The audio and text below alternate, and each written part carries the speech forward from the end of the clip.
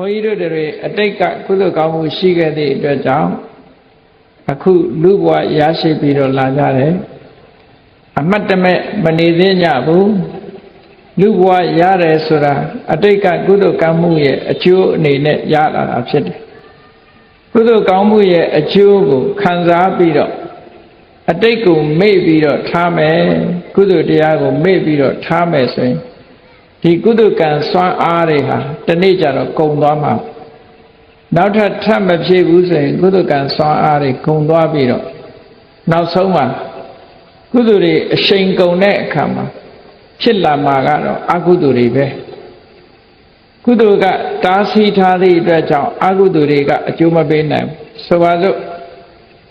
အမှန်တမ်းပူပြင်းတဲ့အရာဒီမှာ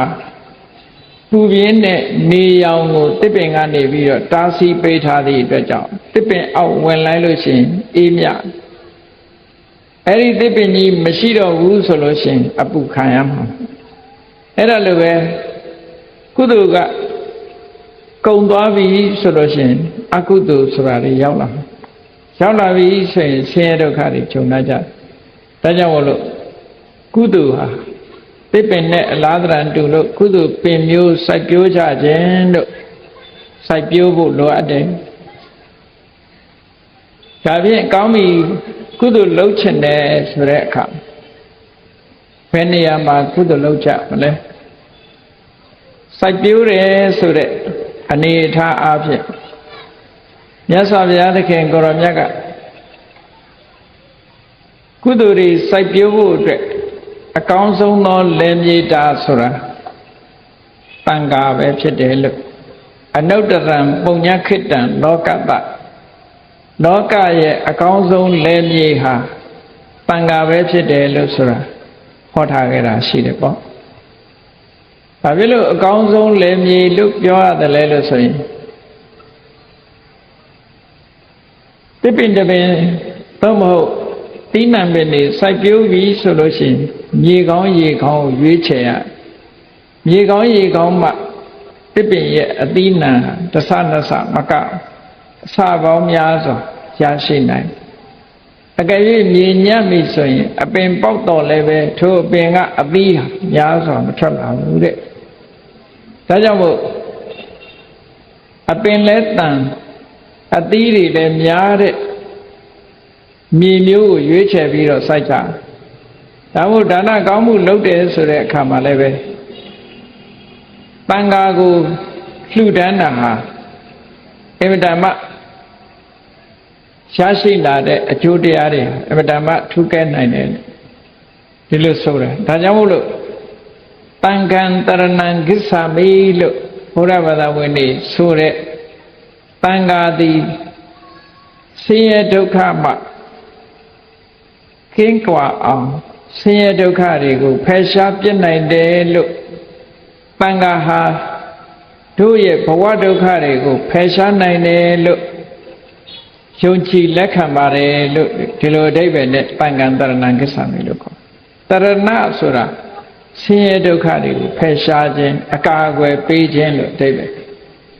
ဥပမာပဲတစ်ပင်အောက်ဝင်နေဆိုတဲ့ပုဂ္ဂိုလ်တွေကဘာရည်ရွယ်ချက်နဲ့ဝင်တာတော့ဆိုနေရဲ့အပူဒဏ်ကိုတစ်ပင်ကကာကွယ်ပေးလိုက်မယ်ဆိုတဲ့ရည်ရွယ်ချက်နဲ့တစ်ပင်အောက်ဝင်တယ်တစ်ပင်အောက်ဝင်လိုက်လို့ရှိရင်တစ်ပင်ရဲ့အရိပ်မှာလူတွေဟာနေရဲ့အပူဒဏ်ကအကာအကွယ်ရပြီးတော့အေးမြချမ်းသာကြထို့တူပဲတန်ခံတရဏံဂစ္ဆာမိဆိုတဲ့အဓိပ္ပာယ်ကတန်ခါသည်ဆင်းရဲဒုက္ခတွေကတို့ကိုအကာအကွယ်ပေးတယ်ဆိုတဲ့ယုံကြည်ချက်နဲ့တန်ခံတရဏံဂစ္ဆာမိလို့ဒီလိုဆိုတာဒါဖြင့်ဘယ်လိုအကာအကွယ်ပေးတာလဲဆိုတာတော့သိဖို့လိုအပ်တယ်ပေါ့ဆင်းရဲဒုက္ခတွေကသက်သာသွားအောင်ဘယ်လိုတွေအကာအကွယ်ပေးတယ်လဲဒီနေရာမှာတန်ခါဆိုတာဘာကိုခေါ်တာလဲဆိုတာကိုဘုန်းကြီးတို့တွေနားလည်ဖို့လိုအပ်တယ်ဘုရားဘာသာဝင်သူတော်စင်တွေတန်ခံတရဏံဂစ္ဆာမိလို့မကြာခဏဆိုလေးရှိကြတရဏဂုံဆိုနေကြအဲ့တော့တန်ခါဆိုတာဘာကိုခေါ်တာလဲလို့ဆိုမေးတန်ခါဆိုတာအခုခေတ်တချို့လူတွေပြောနေတဲ့ သင်္ကန်းဝတ်ထားတဲ့ပုဂ္ဂိုလ်တူးတဲ့ကိုသွားပြီးတော့တန်ဃာလို့ခေါ်တာမမှန်ဘူးတန်ဃာဆိုဒီမှာဘုန်းကြီးတစ်ပါးတည်းကိုရင်တစ်ပါးတည်းဥစဉ်တစ်ပါးတည်းကိုတန်ဃာလို့မခေါ်ဘူးတန်ဃာလို့ဆိုဒီမှာအဖွဲ့အစည်းလို့အဓိပ္ပာယ်ရတယ်ဘယ်လိုနည်းနဲ့ဖွဲ့စည်းထားတာတော့လို့ဆိုဒိဋ္ဌိသီလတမ္မညဒိဋ္ဌိသီလတမ္မညေနတံခတိတပံဃောဒိဋ္ဌိသီလတမ္မညတံခာတေနတံခတိတပံဃောလို့ဆိုတဲ့အတိုင်းအမြင်ချင်းတူတယ်ကိုချင်းသီလချင်းတူတယ်အမြင်ချင်းလည်းတူရမယ်ကိုချင်းသီလချင်းလည်းတူတယ်အဲ့ဒီအမြင်ချင်းတူကိုချင်းသီလချင်းတူတဲ့ပုဂ္ဂိုလ်တွေရဲ့အဖွဲ့အစည်းကိုတန်ခါလို့ဒီလိုပြောအဲ့ဒီတန်ခါဟာတူးတဲ့ကိုတန်ခါမခေါ်ဘူးဆိုတာကိုသတိထားဖို့လိုအပ်တယ်တန်ခါဆိုတာအဖွဲ့အစည်းကြီးတစ်ခုလုံးကိုရည်ညွှန်းတယ်မြတ်စွာဘုရားသခင်ကိုရောမြတ်ဘုရားဖြစ်သူရောက်တဲ့အခါမှာပထမဆုံးသာသနာဝင်လာတာရှင်ကောတိညတူးရဲပဲရှိသေးတယ်ပြီးတဲ့အခါကျတော့ဝပ္ပမထေရတို့ဗတ္တိယမထေရမဟာနာမထေရအတ္တစီမထေရဆိုပြီးတော့ပစ္စဝဂီ၅ပါးဆင့်ငယ်သာသနာဝင်လာကြတဲ့အခါသာသနာမှာပထမဆုံးပစ္စဝဂီ၅ပါးဆိုတဲ့တန်ခါအဖွဲ့အစည်းတစ်ခုပေါ်လာခဲ့တယ်ပေါ့အဲ့တော့တန်ခါဆိုတဲ့အဖွဲ့အစည်းဟာဘယ်နှပါးရှိရတယ်လဲလို့ဆိုရင်ဝီနီးကျမ်းကအရာဆိုလို့ရှိရင်၄ပါးအ ਨੇ ဆုံးရှိရ၄ပါးရဲ့အထက်ကိုမှတန်ခါလို့ခေါ်တယ်၄ပါးနဲ့၄ပါးအထက်ကိုတန်ခါလို့ခေါ်တယ်တစ်ပါးနှစ်ပါးသုံးပါးကိုတန်ခါလို့မခေါ်ဘူး၄ပါးကအထက်ကိုတန်ခါလို့ဆိုတယ်ပံကံတရဏံကိစ္ဆာမိဆိုတာတစ်ပါးတည်းကိုကိုးကွယ်တာမဟုတ်ဘူးနှစ်ပါးကိုကိုးကွယ်တာမဟုတ်ဘူးတန်ခါသုံးပါးကိုကိုးကွယ်တာမဟုတ်ဘူးအစုအစည်းအဖွဲ့အစည်းတစ်ခုအ ਨੇ ဆုံးဝိနိကံဆောင်ရွက်တဲ့အခါမှာ၄ပါးရှိရ၄ပါးကိုမှတန်ခါလို့ဒီလိုသတ်မှတ်တယ်ဟောဒါကသုတ်တန်နီးကြတော့ဒီတပါးဆိုရင်ပုဂ္ဂိုလ်လို့ခေါ်တယ်နှစ်ပါးသုံးပါးဆိုလို့ရှိရင်အများလို့ခေါ်တယ်အဲ့ဒီအများရဲ့အစုအစည်းကိုကြတော့မှပန်ဃာလို့ခေါ်တယ်အဲ့တော့ဝီနီးအဆိုရပန်ဃာဟာအ ਨੇ ဆုံး၄ပါးရှိတယ်လို့မှတ်သားရမယ်ပေါ့အဲ့ဒါလို့အ ਨੇ ဆုံး၄ပါးရှိတဲ့မြတ်စွာဘုရားရဲ့တပိတာဝကအစုအပေါင်းကိုတန်ဃာလို့ဒီလိုခေါ်တယ်လို့ဆိုဒီကနေ့လက်ရှိတန်ဃာတွေကိုတန်မုတိတန်ဃာလို့ခေါ်တယ်မြတ်စွာဘုရားလက်ထက်ကအရိယတန်ဃာတွေကိုတော့အရိယတန်ဃာလို့ခေါ်တယ်အရိယတန်ဃာတွေရဲ့သွင်တူ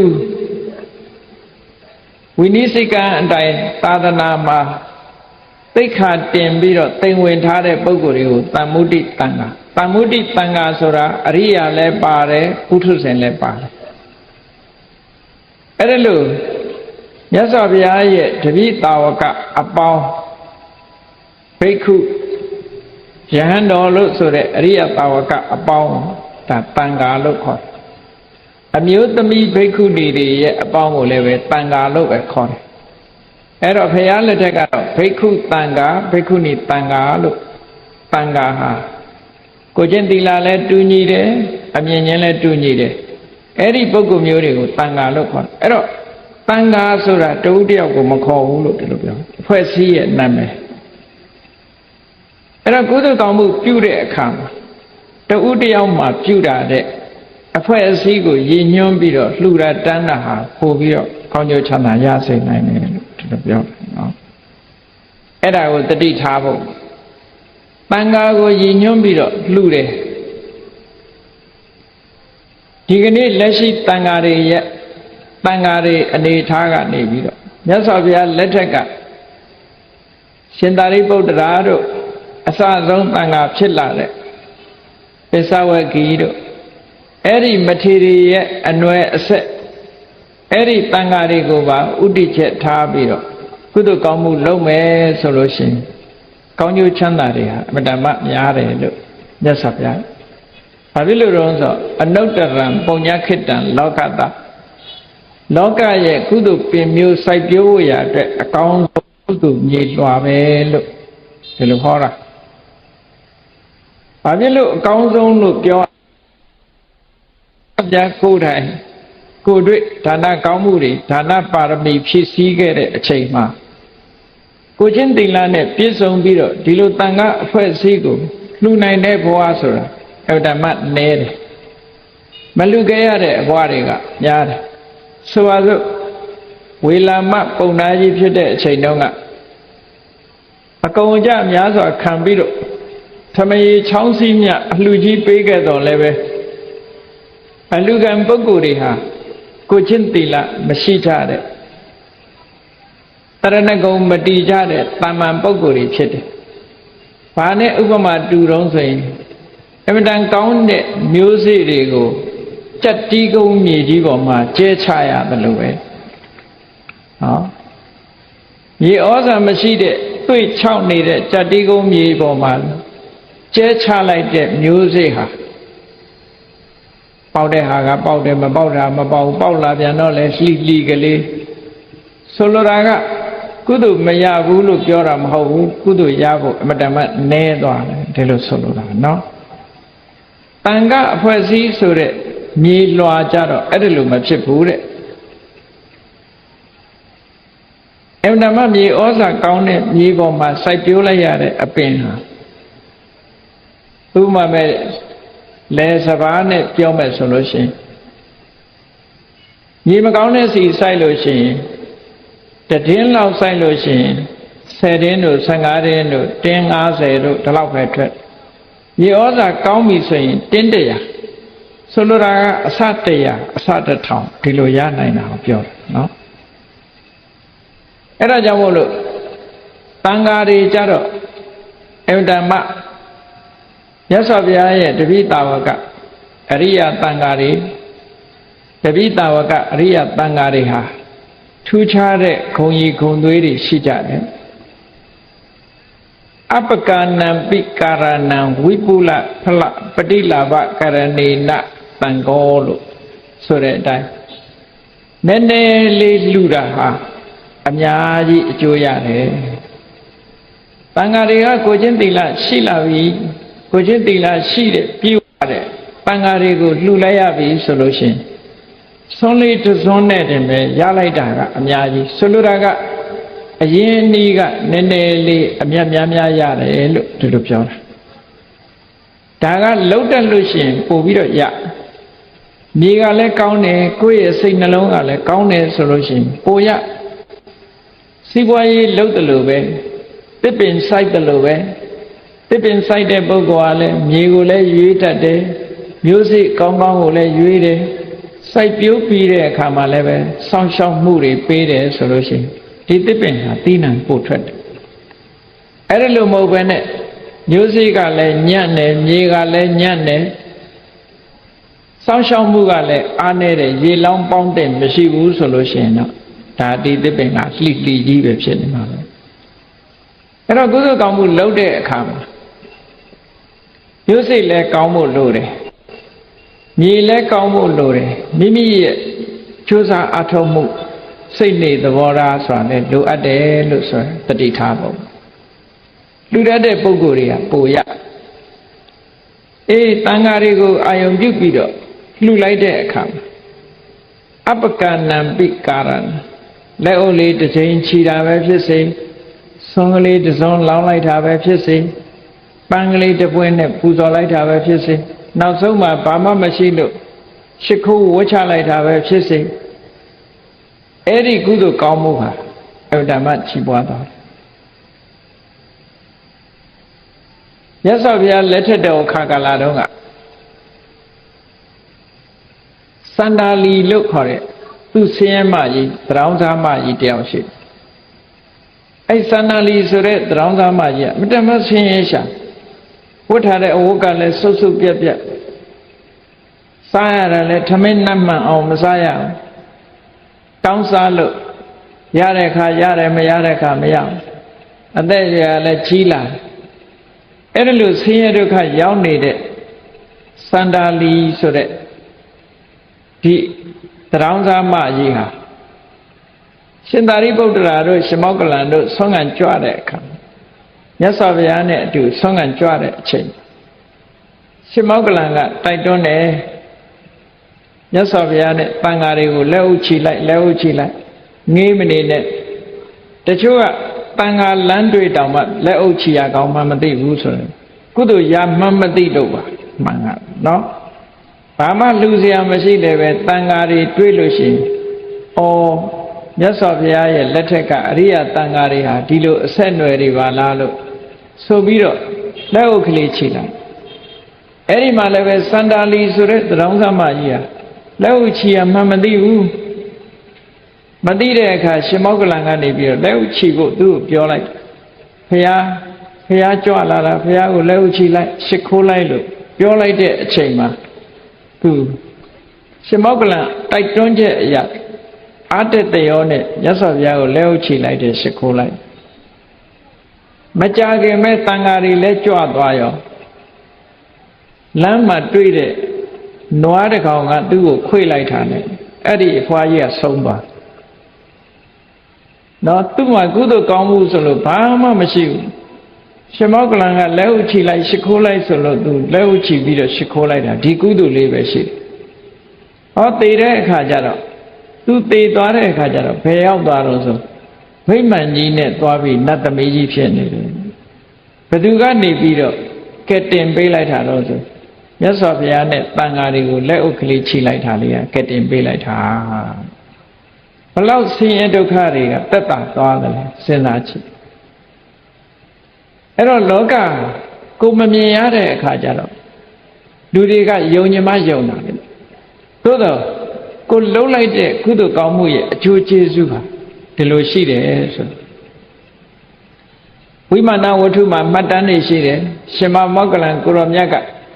တကူတော်နဲ့နတ်ပြည်ကြွသွားပြီးတော့ဗိမာန်တွေကိုလိုက်ကြည့်တဲ့အခါမှာဗိမာန်ရှင်နတ်သားနတ်သမီးတွေကထွက်ပြီးတော့ကြောတဲ့အခါမှာဘာကောင်းမှုကြောင့်ဒီလိုဘုံဗိမာန်ကြီးရတာတော့နတ်စည်းစိမ်ဘာလို့ခံစားရတာတော့လို့ဆိုတချို့ကပြောရမှရှက်တယ်ဘာဖြစ်လို့ရှက်တုံးဆိုလို့ရှင်သူလုပ်ခဲ့တာလေးကနည်းနည်းလေးရထားတာကအများကြီး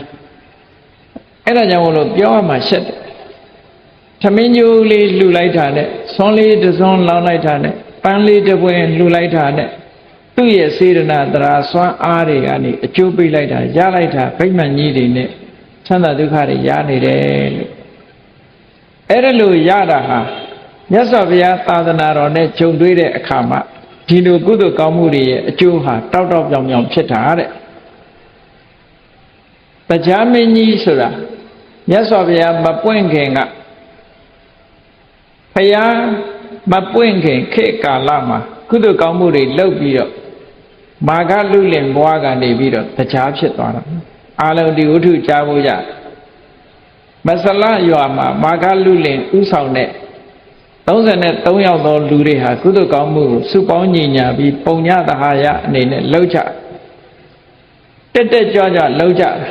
အဲ့ဒီလိုကုသိုလ်ကောင်းမှုတွေလှုပ်ပြီးတော့သိတဲ့အခါမှာတရားဖြစ်ကြဒါကအဲ့ဒီအချိန်မှာတန်ခါဆိုတာမရှိဘူးနော်တာမန်ပဲလူမှုရေးတွေ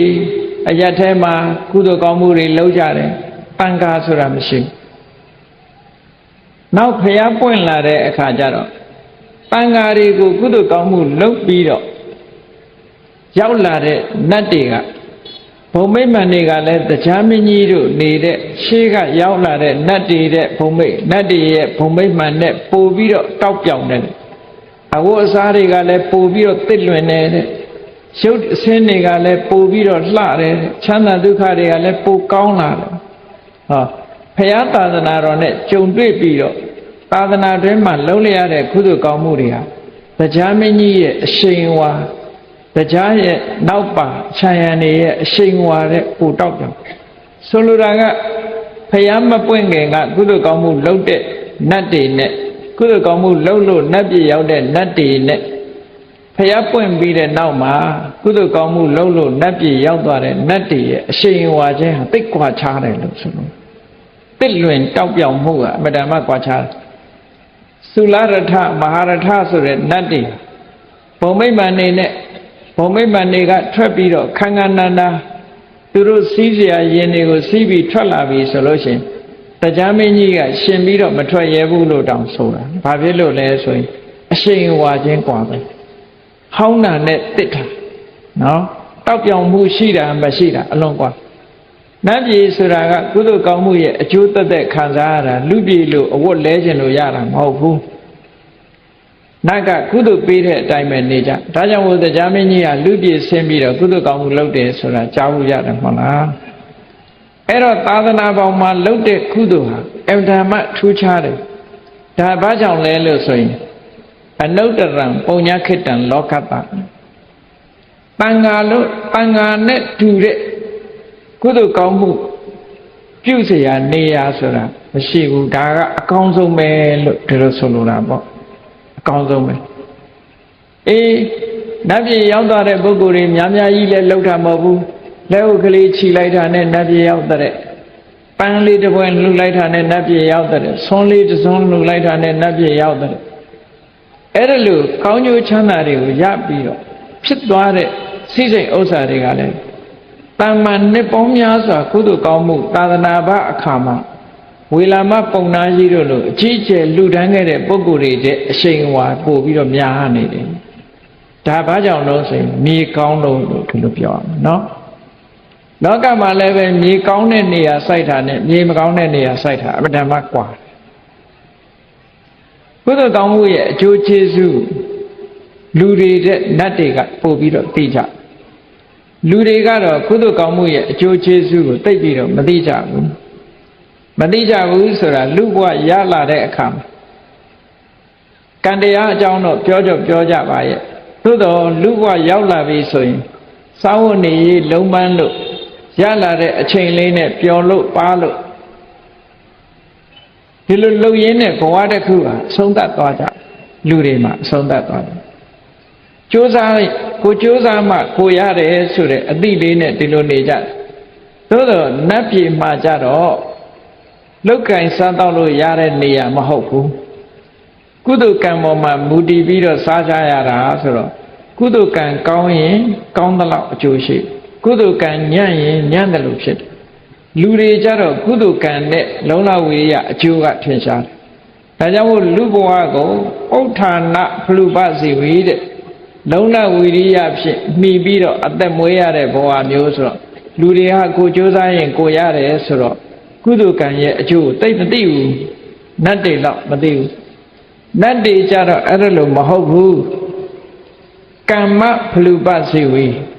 အတိတ်ဘဝကလုပ်ခဲ့တဲ့ကံတရားရဲ့အကျိုးကိုခံစားပြီးတော့နတ်တွေကသိကြကံတက်ပေါ်မှာအမိပြုပြီးတော့အသက်မွေးကြရတာဆိုတော့ကုသိုလ်ကံရဲ့အကျိုးကိုပို့ပြီးတော့သိတတိထားမိတယ်ပေါ့လူတွေဒါကြောင့်မို့နတ်တွေဟာသူတို့တောင်းတဆုံးဘုံဘဝဟာဘယ်ဟာလဲလို့ဆိုရင်လူဘဝပဲလူဘဝကိုသိတောင်းတတယ်ဘာဖြစ်လို့တောင်းတလဲလူဘဝရမှကုသိုလ်ကောင်းမှုဆိုလုပ်ခွင့်ရနတ်ပြည်မှာရောကုသိုလ်ကောင်းမှုလုပ်လို့မရဘူးလားဆိုအမြဲတမ်းအခွင့်နည်းတယ်လို့ဒီလိုပြောလူပြည်မှာဒါနကောင်းမှုလုပ်ခြင်းလည်းရတယ်သီလဆောက်တည်ခြင်းလည်းရတယ်ကမ္မထံဘာဝနာပွားများလို့ရတယ်ဒါကြောင့်မို့လို့နတ်တွေကနေကြည့်လိုက်လို့ရှိရင်လူဘဝဟာရခဲ့တဲ့ဘဝတစ်ခုဖြစ်ရကုသိုလ်ကောင်းမှုတွေအများကြီးလုပ်နိုင်လို့သို့တော်လူတွေကလောက်ကြသလားလဲဆိုမလောက်ဘူးမိမိလျော်ရောနေကြတဲ့လူတွေကများတယ်ပေါ့ကုသိုလ်ကောင်းမှုလုပ်တဲ့ပုဂ္ဂိုလ်တွေသာလဲနတ်ပြည်နတ်ချမ်းသာကိုခံစားကြရတာဒါကြောင့်မို့လို့နတ်ပြည်ကနတ်တွေကလူဘုံကိုသူတိဘုံလို့သတ်မှတ်ကြတယ်နတ်ပြည်ကနတ်တွေသိလို့ရှိရင်လူပြည်ကိုရောက်ဖို့သူတို့မှာစိတ်ဆန္ဒရှိကြဘာဖြစ်လို့လဲဆိုလူပြည်ရောက်လာတဲ့အခါမှာကုသိုလ်ကောင်းမှုတွေကိုထပ်လုပ်တယ်လုပ်ပြီးရင်နတ်ပြည်ကိုပြန်သွားကြတယ်ဒါကြောင့်မို့လို့လူပြည်နေခြင်းလို့လာတာတော့မဟုတ်ဘူးနော် လူနဲ့နတ်နဲ့ဆိုဘလောက်ကွာခြားတယ်လဲလို့ဆိုလို့ရှိရင်လူတွေရဲ့အနံ့နတ်တွေကမခံနိုင်ဘူးတဲ့လူတွေကသာကိုယ်အနံ့ကိုမှုေးနေကြတာလေနတ်တွေကတယုဇနာလောက်ကလူတွေရဲ့အနံ့ကိုမခံနိုင်ကြဘူးတဲ့ဟုတ်တော့ဟုတ်တော့ပဲနော်တရိษံယုံနဲ့သွားကြည့်ရင်တရိษံတွေရဲ့အနံ့လူတွေကမခံနိုင်ဘူးလေအဲ့ဒီအနံ့ကိုမခံနိုင်ဘူး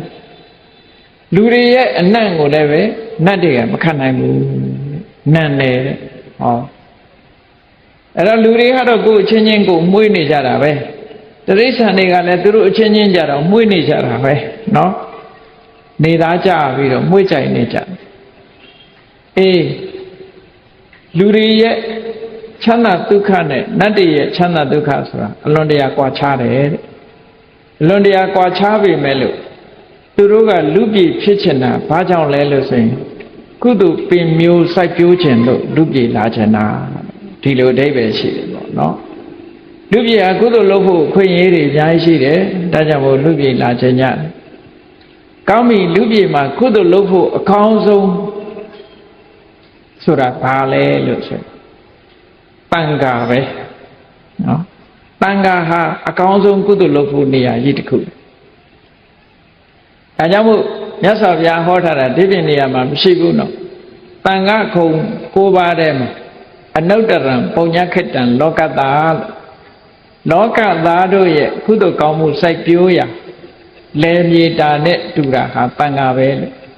ဘာဖြစ်လို့တန်ခါကိုပြောရတယ်လဲဆိုအပကနံပိကာရဏံဝိပုလဖလပတိလာဘနည်းနည်းလေးလှုပ်တာအများကြီးရနိုင်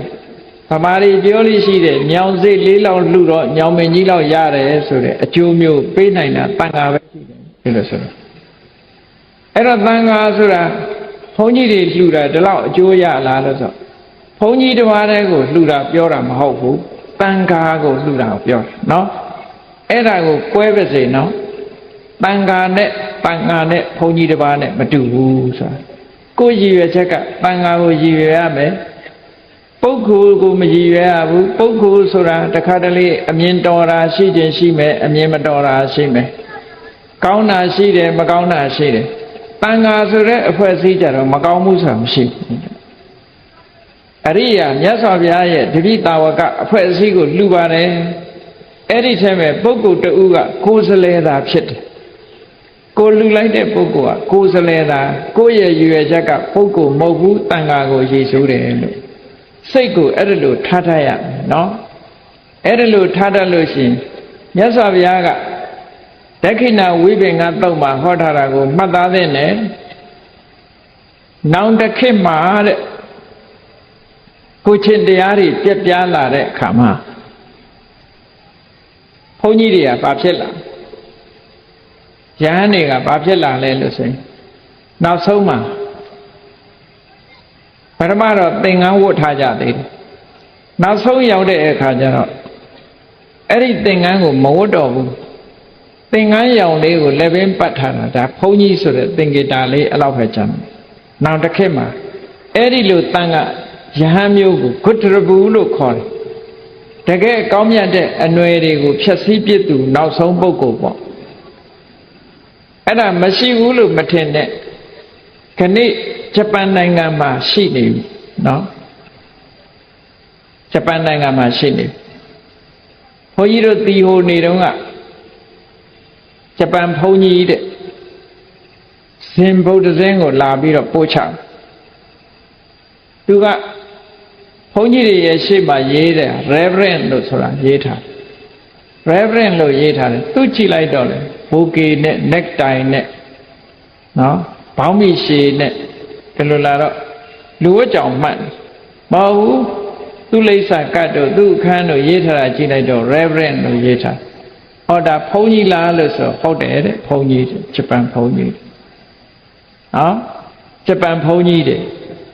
အဲ့ဒီဂျပန်ဘုန်းကြီးကဇင်ဗုဒ္ဓဘာသာအကြောင်းကိုလာပြီးတော့ပို့ချလိုက်တော့ဘယ်ချိန်မှာဘုန်းကြီးအသွင်ဆောင်တော့ဆိုလို့ရှိရင်ဘာသာရေးအခမ်းအနားတစ်ခုလုပ်တဲ့အခါကျတော့အပေါ်ကဝိယုံကြီးတစ်ခုခြုံပြီးတော့ဘုန်းကြီးအသွင်ဆောင်ဒီပြင်ချိန်မှာတော့သူကသားနဲ့မယားနဲ့ သားနဲ့ဗျာနဲ့နေတာဒါဂျပန်ပြည်မှာတကယ်ရှိနေပြီပေါ့အဲ့ဒီမှာဂျပန်ဘုန်းကြီးတစ်ပါးဆိုရင်ကိုရဆန်ကဂျပန်ဘုန်းကြီးတစ်ပါးဆိုလို့ဗမာနိုင်ငံကဗမာအမျိုးသမီးတယောက်နဲ့အိမ်တော်ကြပြီဟိုလွန်ခဲ့တဲ့2 နှစ်လောက်ကရန်ကုန်လာပြီးတော့သူအမျိုးသမီးကအလုံးလုံးအလှလှတဲ့အခါမှာအဲ့ဒီဂျပန်ဘုန်းကြီးလည်းပါလာဘာသာရေးခန္ဓာလုပ်တဲ့အခါတော့သင်္ကန်းတို့ဝိယုံခြုံလိုက်တယ်ဒီပြင်အချိန်ရောက်တဲ့အခါကျတော့ပစိုးနဲ့အင်ကြီးနဲ့လူဝတ်ကြောင်နဲ့နေတယ်ဟောအဲ့ဒါမျိုးဟာမြတ်စွာဘုရားဟောခဲ့တဲ့ခွတ္တရဘူးဆိုတဲ့ယဟန်မျိုးဖြစ်သွားတယ်ပေါ့အဲ့ဒီမြတ်စွာဘုရားကဘယ်လိုဟောခဲ့တယ်ဆိုအဲ့ဒီလိုခွတ္တရဘူးဆိုတဲ့ယဟန်မျိုးခေတ်ရောက်လာတဲ့အခါမှာတဲ့တန်ဃာကိုရည်စူးပြီးတော့လှူမယ်ဆိုလို့ရှိရင်တောင်မှပဲကောင်းကျိုးချမ်းသာတွေအများကြီးရနိုင်ပါသေးတယ်လို့မြတ်စွာဘုရားဟောခဲ့တယ်နော်လှူတာကသူ့ကိုလှူတာမဟုတ်ဘူးတန်ဃာကိုရည်စူးရမှာနော်ကိုယ့်ရဲ့ရည်စူးချက်ကတန်ဃာကိုရည်စူးမှာအဲ့ဒါလို့ရည်စူးတတ်ပါစေပုဂ္ဂိုလ်တယောက်အနေထိုင်မတတ်တာနဲ့မပြစ်မှားရအောင်တန်ဃာကိုရည်စူးရကိုရည်စူးတာဒါကတန်ဃာဆိုတာမြတ်စွာဘုရားရဲ့တပိဋကဝကအစဉ်အဆက်ကလာခဲ့တဲ့အဖွဲ့အစည်းတစ်ခုကိုရည်ညွှန်းတာအေးကောင်းပြီတန်ဃာဆိုတာတန်ဃာဆိုတဲ့အဖွဲ့အစည်းထဲမှာဆိုလို့ရှိရင်ပြည့်စုံရမယ့်အင်္ဂါရပ်တွေကတော့ဘာတွေလဲလို့ဆိုရင်အလုံးသိတဲ့အတိုင်းသုပ္ပတိပန္နောဘဂဝတောတာဝကတန်ဃောတာဝကတန်ဃာဆိုတာမြတ်စွာဘုရားတပည့်ရဲ့အစုအဝေးအဖွဲ့အစည်းဒီလိုဆိုလို့ဘုရားရဲ့တပည့်လို့နာမည်ခံထားရင်အဲ့ဒီထက်ကအဖွဲ့ဝင်လောကမှာအခုလည်းဘာအသင်းညာအသင်းဆိုတာရှိတယ်မဟုတ်လားအခုလည်းဆုံးလောင်းသင်းတို့ဘာလို့ဆိုတာရှိတာပဲလေအဲ့ဒီအသင်းဆိုတာတယောက်တည်းကိုခေါ်တာမဟုတ်ဘူးအဖွဲ့အစည်းကိုခေါ်တယ်အဲ့ဒါလိုပဲတန်ဃာဆိုတာအဖွဲ့အစည်းကိုခေါ်တယ်မြတ်စွာဘုရားရဲ့တပည့်အသင်းဝင်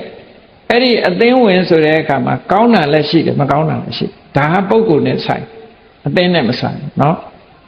အဲဒါကြောင့်မို့အဲ့ဒါကိုခွဲခြားပြီးတော့မြင်ထားရမမြင်လို့ရှိရင်လုံးပြီးတော့ပြောမိတတ်တယ်အဲ့ဒါမှားတယ်ပေါ့လုံးပြီးပြောရင်ကိုယ်မှအပြစ်ဖြစ်မယ်လုံးပြောเสียမလိုဘူး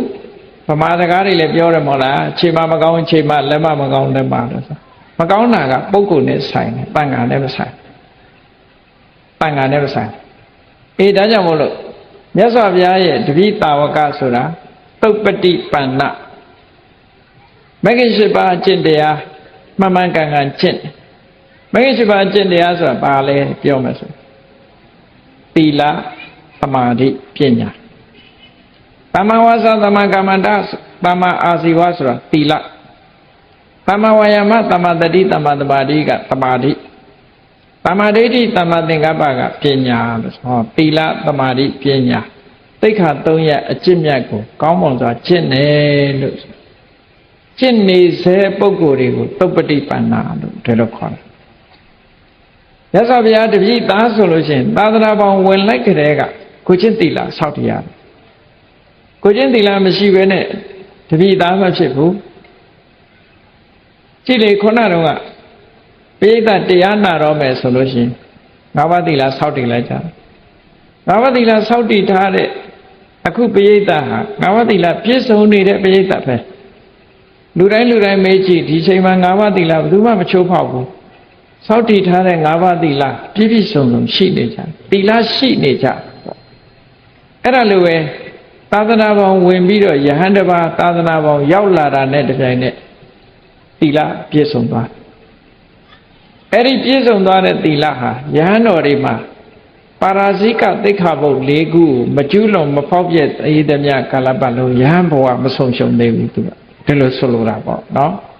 မဆုံးရှုံးသေးတော့ယဟန်ဆိုတဲ့အဖြစ်ကသူ့အယုတ်သိမ်းမခံရသေးဘူးပေါ့အေးအဲ့ဒါလို့သီလကျင့်စဉ်သမာဓိကျင့်စဉ်ပညာကျင့်စဉ်ဒီအကျင့်တွေကိုကျင့်နေတာသုပ္ပတိပန္နလို့ခေါ်နောက်တစ်ခါဥစ္စုပ္ပတိပန္နဖြောင့်မတ်တယ်မဂ္ဂင်၈ပါးအကျင့်တရားဟာနိဗ္ဗာန်ကိုသွားတဲ့လမ်းဟာတကယ်ကိုဖြောင့်မတ်တဲ့လမ်းဖြစ်တယ်အဲ့ဒီနိဗ္ဗာန်ကိုတစ်ဖြောင့်နဲ့ကျင့်တယ်သို့မဟုတ် ရိုးသားဖြောင်းမတ်စွာကျင့်အဲ့ဒီသီလသမာဓိပညာကျင့်နေတဲ့ဆိုတဲ့ပုဂ္ဂိုလ်ရဲ့စိတ်နှလုံးဟာလည်းဖြောင်းဆင်းတယ်နိဗ္ဗာန်ကိုသွားဖို့လမ်းကြောင်းပေါ်မှာလည်းသူဖြောင်းဖြောင်းမတ်မတ်ရောက်တယ်လို့ဒါကြောင့်မို့ဥစုပ္ပတိပန်နောဘဂဝတောပါဝကပန်နောယောဂန်နဲ့အကျင့်ဆိုတာနိဗ္ဗာန်ရောက်ဖို့လမ်းကြောင်းနဲ့တင့်လျော်နိဗ္ဗာန်ကိုရောက်စေနိုင်တဲ့အနေအထားရှိတာမျိုးလျော်တယ်လို့ပြောတာနော်အဲ့ဒီလျော်တဲ့အကျင့်ကိုကျင့်နေတဲ့ပုဂ္ဂိုလ်တွေဩဒါကကျင့်နေစေပုဂ္ဂိုလ်တွေကိုလည်းရှင်ညွှန်းတယ်တခါတရံကြတော့ကျင့်ပြီးသားပုဂ္ဂိုလ်တွေကိုလည်းရှင်ညွှန်းတယ်အဲ့တော့ကျင့်နေစေပုဂ္ဂိုလ်တွေကိုရှင်ညွှန်းတယ်ဆိုလို့ရှိရင်အဆင့်အမြင့်ဆုံးကြတော့မက္ခထာလို့ဆိုတဲ့ဝိပဿနာကျင့်စဉ်ကိုကျင့်လိုက်လို့သောတပန်သောတပတိမက်ကိုမျက်မှောက်ပြုသွားတယ်သဂရဂါမိမက်ကိုမျက်မှောက်ပြုသွားတယ်အနာဂါမိမက်ကိုမျက်မှောက်ပြုသွားတယ်အရဟတမက်ကိုမျက်မှောက်ပြုသွားတယ်ဆိုရယ်မက်စိတ်ဖြစ်ပေါ်နေတဲ့အခိုက်မက္ခထပုဂ္ဂိုလ်၄ဦးကိုဒါကျင့်စေပုဂ္ဂိုလ်လို့အဲ့ဒီမက္ခထမရောက်သေးပေမဲ့လို့သီလသမာဓိပညာသိက္ခာ၃ရပ်အကျင့်မြတ်ကိုကျင့်နေပြီဆိုတဲ့ကဒါဟာလဲကျင့်စေပုဂ္ဂိုလ်လို့ဒီလိုပြောအဲ့ဒါလို့ကျင့်နေတဲ့ပုဂ္ဂိုလ်တွေဟာအမြင့်ဆုံးပုဂ္ဂိုလ်အနေနဲ့ပြောမယ်ဆိုရင်ယတိရံသတ္တာရိပုရိတယုဂာနိသတ္တာရိပုရိတယုဂာနိဆိုတာအစုံအားဖြင့်၄စုံဆိုတာသောတပတ္တိမေဃထသောတပတ္တိဖလထသဂရဂါမိမေအဲ့ဒါကတစုံသောတပတ္တိမေဃထနဲ့သောတပတ္တိဖလထကတစုံသဂရဂါမိမေဃထနဲ့သဂရဂါမိဖလထတစုံအနာဂါမိမေဃထနဲ့အနာဂါမိဖလထတစုံအရဟတမေဃထနဲ့အရဟတဖလထတစုံလို့ဆိုဒါကို၄စုံလို့ပြောတာနော်အစုံလိုက်အစုံလိုက်အထပုရိတပုဂ္ဂလာအရေးအတွက်ကြတော့အစုံက၄ခုဆိုတစ်ခုစီခွဲလိုက်တဲ့အခါကျတော့၈ခုဖြစ်သွားပုဂ္ဂိုလ်အနေနဲ့ပြောမယ်ဆိုရင်၈ယောက်ဖြစ်သွားသောတပတ္တိမေဃထပုဂ္ဂိုလ်တဂရသောတပတ္တိဖလထပုဂ္ဂိုလ်2ယောက်တဂရဂါမိမေဃထပုဂ္ဂိုလ်တရဝမိဖလထပုဂ္ဂိုလ်2ယောက်အနာဂါမိမေဃထပုဂ္ဂိုလ်အနာဂါမိဖလထပုဂ္ဂိုလ်2ယောက်အရဟတမေဃထပုဂ္ဂိုလ်အရဟတဖလထပုဂ္ဂိုလ်လို့ဆို8ယောက်ဖြစ်အဲ့ဒါဟာလမ်းဆုံးမြတ်စွာဘုရားသခင်ကိုရောမြတ်ရဲ့ဟောကြားတော်မူခဲ့တဲ့ကျင့်စဉ်တွေကိုပေါက်ပေါက်ရောက်ရောက်ကျင့်သွားတဲ့ပုဂ္ဂိုလ်တွေအရိယာပုဂ္ဂိုလ်လို့ခေါ်တယ်အဲ့ဒီအရိယာအဖြစ်ရောက်သွားတဲ့ပုဂ္ဂိုလ်တွေဟာဘာလဲလို့ဆိုအာဟုနေယောအာဟုနာဆိုတာအဝေးကနေယူလာတာဒီပစ္စည်းတစ်ခုကအနီးကမဟုတ်ဆိုပါစို့မြစ်ကြီးနားကနန္ဒသီးကိုယူလာပြီးတော့ဒီမှာလှူတယ်သို့မဟုတ်နိုင်ငံခြားကယူလာတဲ့ပစ္စည်းကိုလှူတယ်အဲ့ဒါလို့ဝေးလံတဲ့အယတ္တိတတွေကယူလာတဲ့ပစ္စည်းမျိုးဟာ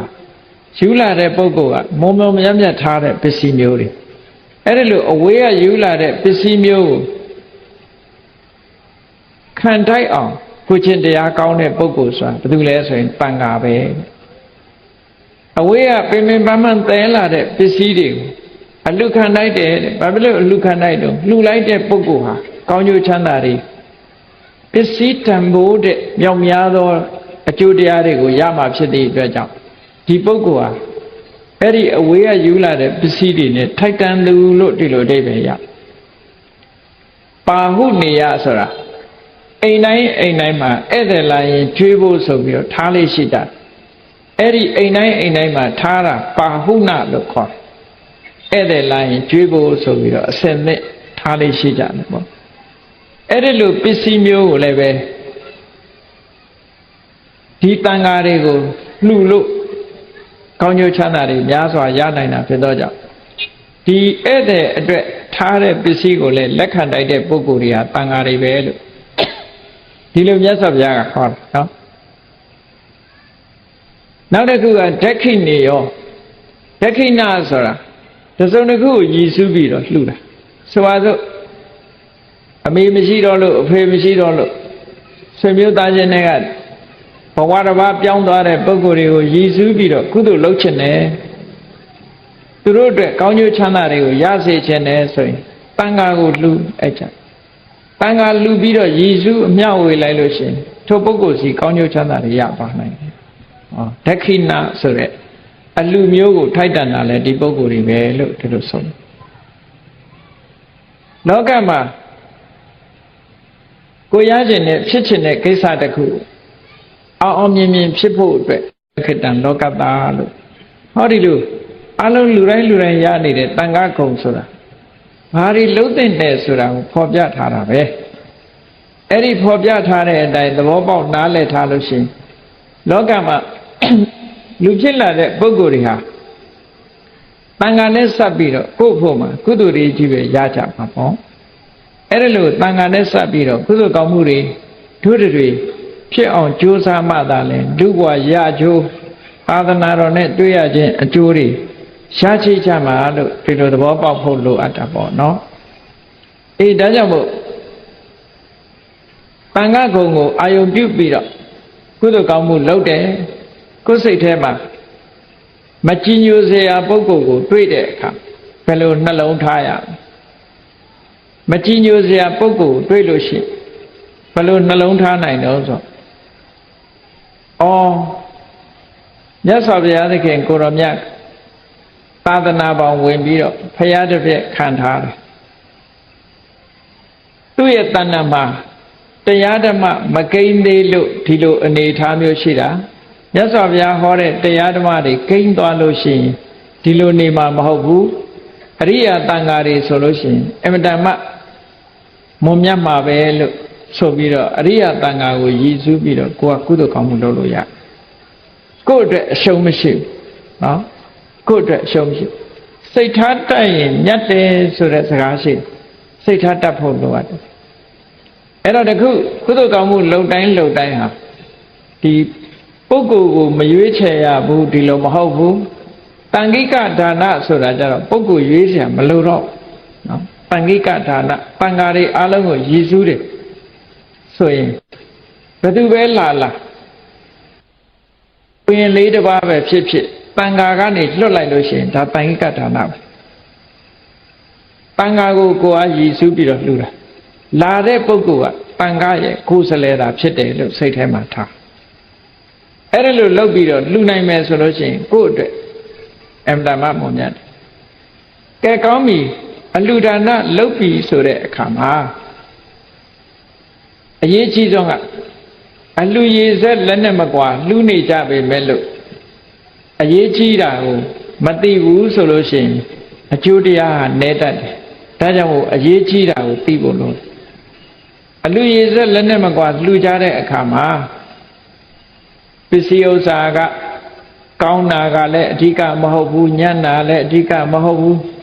နဲတာလည်းအဓိကမဟုတ်ဘူးများတာလည်းအဓိကမဟုတ်ဘူးအဓိကဖြစ်တာကပါလဲလို့ဆိုရင်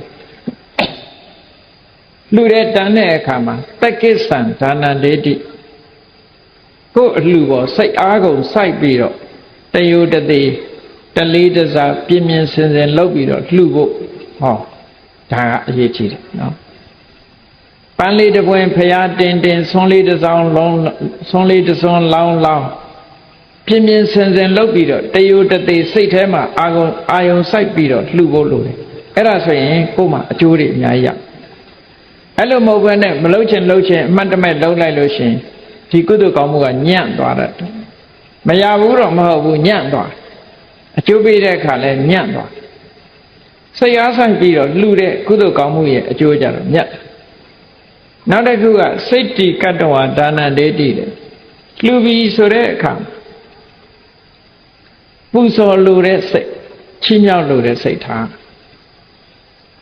ကိုယ့်အတွက်လှူတာမဟုတ်ဘူးအသားကိုပူဇော်တယ်သူ့ရဲ့အာယုပြုလိုက်တန်ဃာတစ်ပါးဆွမ်းလာရတဲ့ဆိုလို့ရှိရင်ဘုန်းကြီးတစ်ပါးဆွမ်းလာရတဲ့ဆိုရင်တန်ဃာကုံကိုအာယုပြုလိုက်တန်ဃာတွေကိုလှူပါတယ်ဒီကိုယ်တော်ကနေတဆင့်တန်ဃာတွေကိုလှူပါတယ်လို့အာယုပြုလိုက်ပြုပြီးတဲ့အခါမှာဒီတန်ဃာတွေရဲ့တဏ္ဍာမှာရှိတဲ့သီလကိုပူဇော်ပါတယ်သမာဓိကိုပူဇော်ပါတယ်ပညာကိုပူဇော်ပါတယ်ဆိုပြီးတော့ဆောင်းလေးတစ်စောင်းလောင်းစိတ်ကြည်ကတ္တဝါဒါနန္ဒေတိ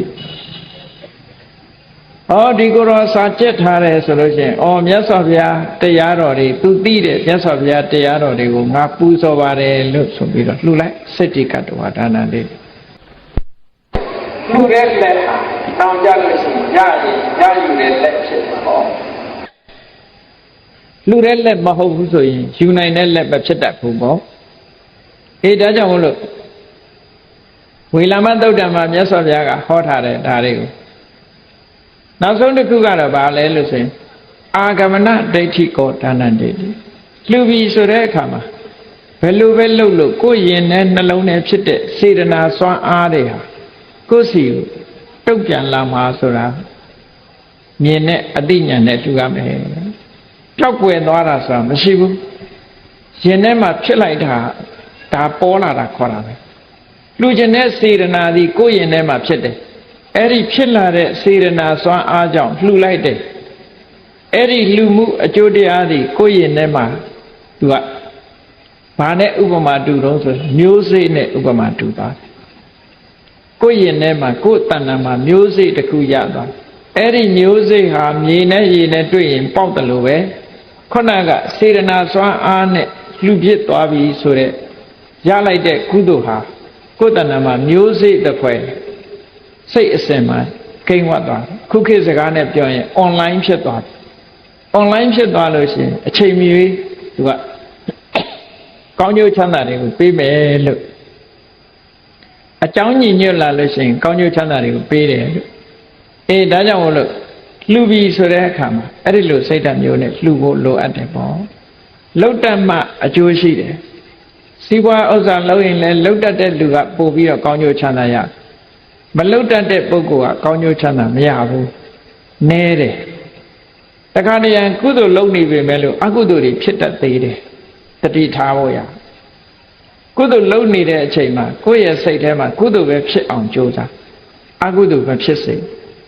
ဘုံဆုံးလောင်းနေတဲ့အချိန်မှာကိုမကြိုက်တဲ့အမူအရာတွေနဲ့ကိုမကြည်ညိုစရာစိတ်ထဲမှာပေါ်လာတာကိုတွားပြီးတော့ကဲ့ရဲ့ပြစ်တင်ပြီးတော့ဒီရှုပ်ချတဲ့စိတ်တွေအကုသိုလ်တွေဝင်ရင်ဘယ်သူအကုသိုလ်ဖြစ်တယ်ဆိုကိုယ်ပဲအကုသိုလ်ဖြစ်သွားစိတ်ထားတတ်ဖို့လိုတယ်ပေါ့ဒါအမတ္တမအရေးကြီးတာစိတ်ထားတတ်ရင်ကိုယ်ကရပ်သွားနောက်တန်ဃာတွေကိုရည်စူးထားတဲ့ပစ္စည်းတွေနဲ့ပတ်သက်တဲ့အခါမှာလည်းပဲတန်ဃာတွေကိုရည်စူးထားတဲ့ပစ္စည်းဟာတန်ဃာတွေနဲ့သက်ဆိုင်မလူရသေးပေမဲ့လို့တန်ဃာကိုရည်စူးထားပြီးဆိုတဲ့အခါမှာကိုကအလေးတစ်ခုဂရုစိုက်ဖို့လိုအပ်တယ်ပေါ့နော်ရှင်းတော့ကတန်ဃာတွေရည်စူးထားတဲ့ပစ္စည်းတွေကိုစားဥစားပြစားမိတဲ့ပုဂ္ဂိုလ်တွေဟာပြိတ္တာဘဝရောက်သွားတတ်ကြတယ်ဒါမျိုးလည်းရှိတတ်သေးတယ်နော်အမှန်တမ်း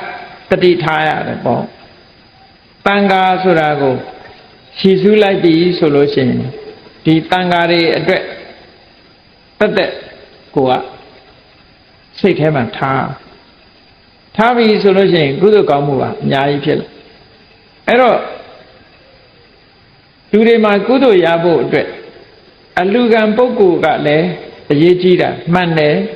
လှူတဲ့ပုဂ္ဂိုလ်ကလည်းအရေးကြီးတာမှန်တယ်အဲ့ဒီလိုမှန်တဲ့နှစ်ခုတည်းမှာအလှူခံပုဂ္ဂိုလ်လည်းအရေးကြီးတယ်လှူတဲ့ပုဂ္ဂိုလ်လည်းအရေးကြီးတယ်ဆိုရင်ကဲထပ်ပြီးတော့ရွေးရင်သူတို့နှစ်ဦးဟာဘယ်သူကပိုအရေးကြီးတယ်လဲဆိုတာစဉ်းစားဖို့လိုအပ်တယ်ပေါ့အလှူခံပုဂ္ဂိုလ်ကပိုအရေးကြီးတာလားလှူတဲ့ပုဂ္ဂိုလ်ကပိုအရေးကြီးတာလားလို့ပြန်ပြီးတော့ကြည့်လိုက်လို့ရှင်အဖြေကိုရှာရင်ဘယ်လိုရှာမလို့ဆိုရင်ဒါနကုသိုလ်သည်အလှူခံပုဂ္ဂိုလ်မှာဖြစ်တာလားလှူတဲ့အလှူရှင်မှာဖြစ်တာလားလှူတဲ့အလှူရှင်မှာဖြစ်တာနော်အလှူခံပုဂ္ဂိုလ်ကကိုယ်အလှူပစ္စည်းကိုလက်ခံသူသာဖြစ်တယ်အာယုံပြုเสียအနေနဲ့သာဖြစ်တာဒီကုသိုလ်စိတ်ကဘု து တဏ္ဍမှာဖြစ်တာတော့ဆိုလှူတဲ့လူရဲ့တဏ္ဍမှာဖြစ်တယ်အဲ့တော့လှူတဲ့လူရဲ့တဏ္ဍမှာဖြစ်သည့်အတွက်ကြောင့်လှူတဲ့လူရဲ့တဏ္ဍစေတနာစွမ်းအားကြီးလို့ရှိရင်ဒီကုသိုလ်ရဲ့အကျိုးဟာကြီးတာဒါကြောင့်မို့လို့အထက်ကရာမှာရှင်းထားတာမှတ်သားစရာတစ်ခုရှိတယ်တချို့ကမြင့်မြတ်တဲ့ပုဂ္ဂိုလ်သွားလှူလိုက်ရင်အကျိုးတွေမြတ်မဟုတ်ဘူးလားဟုတ်တယ်ဟုတ်တယ်လားဟုတ်တယ်အရေးကြီးဆုံးကတော့အလှူခံပုဂ္ဂိုလ်တဲ့အရေးကြီးတာလှူတဲ့လူကအရေးကြီးတယ် ဘာကြောင့်အရေးကြီးတာတော့ကုသိုလ်သည်သူ့ယင်ထဲမှာဖြစ်တာအလှကံပုဂ္ဂိုလ်ရဲ့ယင်ထဲမှာဖြစ်တာမဟုတ်ဘူးအဲ့ဒါကိုဥပမာတစ်ခုအထက်ကရာဆရာကဥပမာပေးပြီးနားလည်အောင်ပြောထားတဲ့စကားတစ်ခုရှိတယ်မြတ်စွာဘုရားကရှင်သာရိပုတ္တရာကိုလှူတဲ့အလှူဒါကတစ်ခုရှင်သာရိပုတ္တရာကမြတ်စွာဘုရားကိုလှူတဲ့အလှူဒါကတစ်ခုမြတ်စွာဘုရားနဲ့မြတ်စွာဘုရားကရှင်သာရိပုတ္တရာကိုလှူတယ်ဆိုရင်အလှရှင်ကမြတ်ပြီးတော့အလှကံကညက်တစ်ဆင့်နေသွားဟုတ်ကဲ့တခါရှင်သာရိပုတ္တရာကမြတ်စွာဘုရားကိုလှူရင်အလှကံပုဂ္ဂိုလ်ကမြတ်နေပြီးတော့လှူတဲ့ပုဂ္ဂိုလ်ကတစ်ဆင့်နေသွားအဲ့ဒီအလှနှစ်ခုဟာတမန်အားဖြင့်ကြည့်မယ်ဆိုရင်ရှင်သာရိပုတ္တရာကမြတ်စွာဘုရားကိုလှူတယ်ဆိုတော့ဘုရားလှူရတာအကောင်းဆုံးပဲလို့တွေးမယ်ဆိုလို့ရှိရင်ရှင်သာရိပုတ္တရာအလှကပိုမြတ်လိမ့်မယ်လို့ဒီလိုပြောကောင်းပြောလိုက်အလှကံပုဂ္ဂိုလ်ဘက်ကကြည့်မဟုတ်ဘူးအဖြေမှန်ကြတော့ဘယ်လိုထုတ်တုံဆိုရင်မြတ်စွာဘုရားကရှင်သာရိပုတ္တရာကိုလှူတာကိုမြတ်တယ်ဘာဖြစ်လို့ဒါနကုသိုလ်ကဘုရားတဏ္ဍာမှာဆိုပါတော့ဖြစ်เสียကအလှကံပုဂ္ဂိုလ်မှာဖြစ်တာမဟုတ်ဘူးအလှဝေးပုဂ္ဂိုလ်မှာဖြစ်တာဒီလိုဆိုတာဟုတ်ကဲ့အဲ့တော့ရိုးရိုးလေးစဉ်းစားလိုက်ရင်ကိုသိတယ်ဒါနကုသိုလ်သည်ဘုသူတဏ္ဍာမှာဖြစ်တာတော့ဆိုလို့ရှိရင်လှူတဲ့ပုဂ္ဂိုလ်ရဲ့တဏ္ဍာမှာဖြစ်တာအလှကံပုဂ္ဂိုလ်ရဲ့တဏ္ဍာမှာဖြစ်တာမဟုတ်ဘူးအဲ့ဒါကြောင့်မို့လို့လှူတဲ့ပုဂ္ဂိုလ်ရဲ့စိတ်ဓာတ်ကပိုအရေးကြီးတယ်လို့ဒီလိုတွေ့ရအဲ့တော့ဒါနကောင်းမှုလှုပ်တိုင်းလှုပ်တိုင်းဒါကြောင့်မို့မြတ်စွာဘုရားကတက္ကိစ္ဆံဒါနံဒေတိတလေးတစားလှူမိဖို့အရေးကြီးတယ်စိတ်တိကတ္တဝဒါနံဒေတိပူဇော်လိုတဲ့စိတ်နဲ့လှူဖို့အရေးကြီးတယ်သဟထဒါနံဒေတိကိုယ်လက်နဲ့လှူဖို့အရေးကြီးတယ်အာဂမနဒိဋ္ဌိကိုဒါနံဒေတိတဲ့လှူတဲ့အလှူရဲ့အကျိုးဟာရောက်လာမှာလို့ဆိုတာကိုယုံကြည်ချက်နဲ့သိမြင်တဲ့အသိဉာဏ်နဲ့လှူဖို့အရေးကြီးတယ်ဆိုတာဒါအဓိကအဲ့ဒီမှာတစ်ခုထည့်ထားတာတော့အနပဝိတံဒါနံဒိဋ္ဌိစွန့်ပစ်တဲ့အနေနဲ့တော့မလှူရဘူးလို့ဒီလိုပြောတာဒါမယုံမသိလှူတဲ့အဓိပ္ပာယ်ကိုပြောတာနော်စွန့်ပစ်တဲ့ပစ္စည်းအဲ့ဒါမျိုးမဖြစ်စေရဘူးလို့အဲ့တော့ဘယ်ရာပဲဖြစ်ဖြစ်စီးပွားရေးလှုပ်တာပဲဖြစ်ဖြစ်ကုသိုလ်ရေးလှုပ်တာပဲဖြစ်ဖြစ်စနစ်တကျလှုပ်တတ်လို့ရှိရင်ကောင်းကျိုးချမ်းသာတွေရစနစ်တကျမလှုပ်တတ်လို့ရှိရင်ဒါအလေအလွင့်လို့ညံ့သွားတာတို့ဒါကတော့ဖြစ်မှာပဲဘယ်ကိစ္စဖြစ်ညံ့သွားမှာပဲအညံ့နေနဲ့ရောသွားရင်ညံ့သွားမှာပဲကိုယ်စိတ်ထဲမှာအကုသိုလ်ဖြစ်သွားရင်ညံ့သွားမှာပဲဒါကြောင့်မို့လို့ကုသိုလ်ကောင်းမှုလုပ်တဲ့အခါမှာဒီကုသိုလ်နဲ့ပတ်သက်ပြီးတော့ရှေ့နောက်ဟာသူကကုသိုလ်ခြံရံပြီးတော့လုပ်ရမယ်လို့ဒီလိုပြောတာကုသိုလ်ခြံရံပြီးလုပ်တယ်ဆိုတာဘယ်လိုဟာကိုဆိုတာတော့ဆိုလို့ရှိရင်နော်လူတွေရဲ့စိတ်ဆိုတာကုသိုလ်ဖြစ်လိုက်အကုသိုလ်ဖြစ်လိုက်တော့ရှိတာပေါ့ရှိပေမဲ့လို့ကြည့်ကိုကအလှူဒန်းတစ်ခုလုပ်တယ်အဲ့ဒီအလှူဒန်းမလုပ်ခင်ကလည်းပဲဒီအလှူဒန်းနဲ့ပတ်သက်ပြီးတော့ကုသိုလ်စိတ်တွေဖြစ်တယ်ဒါနဲ့ပတ်သက်ပြီးမလှူခင်ကလည်းကုသိုလ်စိတ်တွေဖြစ်လှူနေတဲ့အချိန်မှာလည်းကုသိုလ်စိတ်ဖြစ်တယ်လှူပြီးတော့နောက်ပိုင်းမှာလည်းပဲကုသိုလ်စိတ်တွေပဲဖြစ်ရအဲ့တခါတည်းအဲ့လိုမဟုတ်ဘဲနဲ့ဒီအလှနဲ့ပတ်သက်ပြီးတော့မလှူခင်ကလည်းဒီအလှပေါ်မှာအမြင်မကြည်လင်တဲ့အကုသိုလ်ဖြစ်တယ်လှူပြီးတဲ့နောက်မှာလည်းပဲအမြင်မကြည်လင်တဲ့အကုသိုလ်ဖြစ်တယ်ဆိုရင်အကုသိုလ်နှစ်ခုကခြံထားလိုက်တာဒီအလှနဲ့ပတ်သက်ပြီးတော့စိတ်ထဲမှာရှေ့ပိုင်းကလည်းအကုသိုလ်ဖြစ်တယ်နောက်လည်းအကုသိုလ်ဖြစ်တယ်ဆိုရင်ဩမကကုသိုလ်လို့ခေါ်တယ်အောက်တန်းကျသွားဒီကုသိုလ်ကညံ့သွားဒီလိုဆိုလိုတာပေါ့အဲ့တော့ကုသိုလ်ကောင်းမှုလှုပ်တိုင်းလှုပ်တိုင်းရှေ့ကလည်းကုသိုလ်နောက်ကလည်းကုသိုလ်ဖြစ်ဖို့ဒီကုသိုလ်နဲ့ပတ်သက်တဲ့ကုသိုလ်ပြောစိတ်ရှေ့ကလည်းပဲစိတ်ထားမွန်မြတ်နေရမယ်နောက်ကလည်းပဲစိတ်ထားမွန်မြတ်နေရမယ်ဆိုလိုတာကဒီစေတနာသုံးဏညီရတယ်ဆိုတာပုဗ္ဗေဝဒါနာသူမနောမလူခင်ကလည်းစိတ်ကဒီအလူနဲ့ပတ်သက်ပြီးဒီကောင်းမှုနဲ့ပတ်သက်ပြီးစိတ်ကကျေနပ်ပြီးတော့နှစ်သက်နေတယ်တဏ္ဍစိတ်တံပတာတွေလူနေတဲ့အချိန်မှာလည်းစိတ်ကသရာနဲ့ကြည်နူးနေတယ် ဓတ္တဝါအတ္တမနောလှူပြီးတဲ့နောက်မှလည်းပဲဝမ်းသာနေရဒီကုသိုလ်နဲ့ပတ်သက်ဟောအဲ့ဒါလို့သုံးမျိုးသုံးစားညီအောင်လုပ်နိုင်ပြီဆိုလို့ရှိရင်အဲ့ဒီကုသိုလ်ဟာပြည့်ပြည့်စုံတဲ့ကုသိုလ်ဖြစ်တယ်ကောင်းကျိုးချမ်းသာအပြည့်အဝရတယ်လို့ဒီလိုခေါ်တာနော်အပြည့်အဝမရဘူးဆိုတဲ့ပုဂ္ဂိုလ်တွေဟာတခုခုချို့ယွင်းသွားလို့နောက်ဆုံးမှာအပရစေရနာပြတ်တယ်ဆိုတဲ့အခါမှာအမှန်တမ်းဒုက္ခရောက်ဒီကနေ့ခေတ်မှာလည်းရှိတယ်အပရစေရနာပြတ်သွားလို့ရှိရင်ချမ်းသာပါတယ်ဒါပေမဲ့မသုံးရဘူးရတော့ရတယ်ကုသိုလ်ကောင်းမှုလုံးလို့ပစ္စည်းဥစ္စာတွေရတယ်ဒါပေမဲ့သုံးစွဲခြင်းနဲ့စိတ်မရှိမြတ်စွာဘုရားလက်ထက်တုန်းကပါဝဋ္ဌိပြည်မှာတထေးကြီးတယောက်ရှိတယ်သူကတဘဝနဲ့မကဘူးခုနှစ်ဘဝတထေးဖြစ်တယ်ဘာဖြစ်လို့တထေးဖြစ်တုံးဆိုတကရတိခိဆိုတဲ့ပိစိကဗုဒ္ဓကိုဆွန်းလောင်းဖို့သူကပြောခဲ့သူမိသားစုကိုဒီပိစိကဗုဒ္ဓကိုဆွန်းလောင်းလိုက်ပါလို့ဆိုပြောသွားနောက်ဆွန်းလောင်းပြီးတဲ့အခါမှာပိစိကဗုဒ္ဓရဲ့တပိတ်ကိုဖွင့်ကြည့်တဲ့အခါဟိုတထေးကြော်ကြီးကသရတရားကောင်းတော့အမှန်တမ်းကောင်းတဲ့ဆွန်းကိုလောင်းတဲ့အခါမှာသူသရတရားမထိန်နိုင်စိတ်ထဲမှာကွက်သွားဒါတော့ကောင်းတာကြီးကိုလောင်းလိုက်ရမလားပေါ့နော်ငါအိမ်ကအလုသမားတွေဒါတွေကျွေးလိုက်ရရင်အိုဘာတိုင်းခိုင်းလို့ရမှာပဲဆိုတော့စိတ်သွားပေါ်သွားအဲ့ဒီလိုစိတ်ကွက်သွားတဲ့အတွက်ကြောင့်ဆွန်းလောင်းခိုင်းလိုက်တဲ့ကုသိုလ်ကြောင့်သူကခုနှစ်ဘဝပစ္စည်းဥစ္စာချမ်းသာတဲ့တထေးဖြစ်တယ်စိတ်ကွက်သွားတဲ့အတွက်ကြောင့်ချမ်းသာတဲ့များပစ္စည်းဥစ္စာတွေ तू မသုံးရဘူးဆိုတာသုံးညင်စိတ်ကိုမရှိပိုင်တော့ပိုင်တယ်မသုံးရဘုန်းကြီးတို့ဒီမန္တလေးမှာလည်းပဲတထေးဖြစ်ပြီးတော့ဆင်းရဲသားလို့နေသွားတာတွေရှိတယ်နော်ဆင်းရဲသားတွေနေသွားတာရှိတယ်မသုံးရက်မစွဲရက်နဲ့ဒီလိုဖြစ်သွားအဲ့ဒါလူတွေကတော့ထင်တယ်နှမျောတယ်လို့ထင်တယ်မဟုတ်ဘူးအကုသိုလ်ကံပါလာတာတော်တော်ကြောက်စရာကောင်းတယ်ပစ္စည်းတွေရရဲ့တန်းနဲ့သူ့စိတ်ကိုမသုံးခြင်းကားစီးနိုင်တယ်မစီးဘူးနော်ကောင်းကောင်းဝတ်နိုင်တယ်မဝတ်ဘူးကောင်းကောင်းစားနိုင်တယ်မစားဘူးဒါတွေကလည်းအကုခုနကအပရစေရနာပြတ်တဲ့သဘောတွေရှိတယ်ပေါ့အဲ့ဒါလို့ဖြစ်သွားတာဟာအမှန်တမ်းဒီကိုယ့်ရဲ့ကုသိုလ်ကံရဲ့အကျိုးကိုမခံစားရတဲ့သဘောတွေပေါ့နော်အေးကောင်းပြီအဲ့ဒီတထေးကြီးဟာနောက်ဆုံးမှာကုသိုလ်ကောင်းမှုလည်းအသက်မလုပ်ဘူးအဟောင်းလဲကုန်သွားပြီဘယ်ရောက်သွားတော့ဆိုနောက်ဆုံးတည်တဲ့အခါ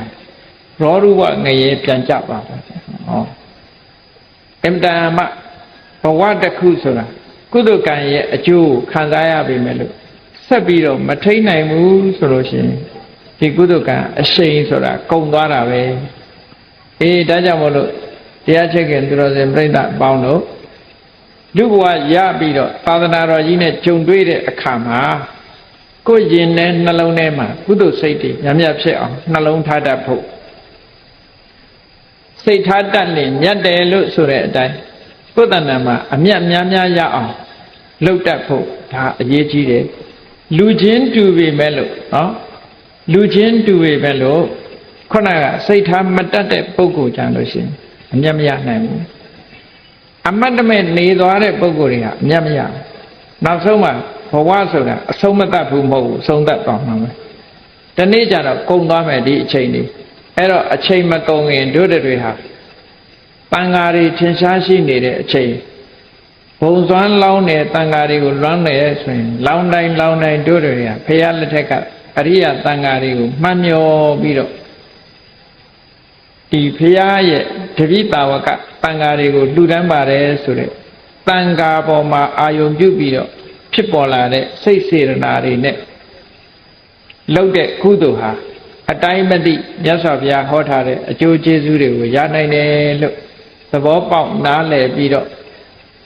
မိမိတို့လုပ်နေတဲ့ကုသိုလ်ကောင်းမှုပို့ပြီးတော့ရရှိလာကောင်းမှုပင်မျိုးကိုစိုက်ပျိုးနိုင်ကြပါစေကုန်သတည်း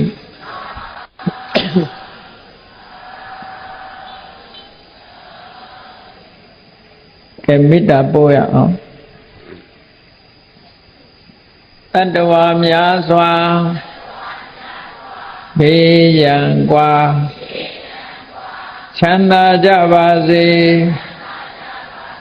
တတ္တဝါများစွာဘေးရန်กว่าချမ်းသာကြပါစေမေတ္တာရေချမ်းသုံးငါဖြံငြိမ်းချမ်းကြပါစေမေတ္တာရေချမ်းသုံးငါဖြံငြိမ်းချမ်းကြပါစေသက်ရှိချမ်းသာစိတ်ချမ်းသာတို့ရဆန္ဒပြည့်ပါစေသက်ရှိချမ်းသာ